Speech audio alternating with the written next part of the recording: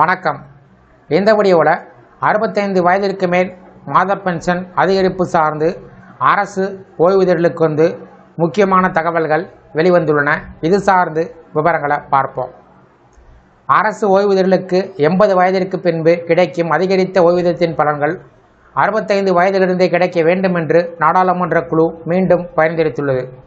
இத்திட்டம் ஏற்றுக்கொள்ளப்பட்டால் லட்சக்கணக்கான ஓய்வூதியர்களுக்கு பெரிய அளவில் நிதி நிவாரணம் கிடைக்கும்.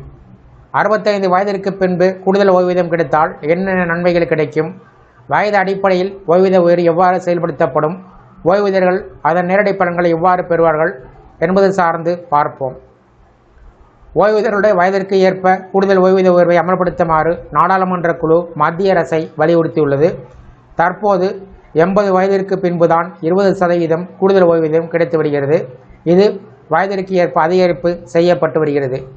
புதிய திட்டத்தின்படி இந்த கூடுதல் ஓய்வூதிய பலன்கள் 65 வயதிலிருந்தே தொடங்கக்கூடும். 65 வயதிற்கு பின்பு கூடுதல் ஓய்வூதியத்தை வழங்க தொடங்க வேண்டும் என்று நாடாளுமன்ற குழு பரிந்துரை ஏற்றுக்கொள்ளப்பட்டால் ஓய்வூதிய உயர்வு பின்வருமாறு இருக்கும். 65 வயதில் 5% கூடுதல் ஓய்வூதியமும், 70 வயதில் 10% கூடுதல் ஓய்வூதியமும், 75 வயதில் 15% கூடுதல் ஓய்வூதியமும், 80 வயதில் 20% கூடுதல் ஓய்வூதியமும் வழங்கப்படும். கடந்த பல ஆண்டாக அரசு திட்டத்தை கிடப்பில் போட்டு வருவதாக நாடாளுமன்ற குழு கண்டறிந்தது. இது போன்ற பரிந்துரைகள் இதற்கு முன்பும் செய்யப்பட்டன. ஆனால் அரசு அதில் எந்த உறுதியான நடவடிக்கையும் எடுக்கவில்லை. ஓய்வூதியம் பெற்று வரக்கூடியவர்கள் வயதாகும் போது சரியான வயதில் நிதி உதவியை பெறக்கூடிய வகையில் இத்திட்டத்தை மறுபரிசீலனை செய்யுமாறு குழு அரசிடம் கேட்டுக்கொண்டுள்ளது.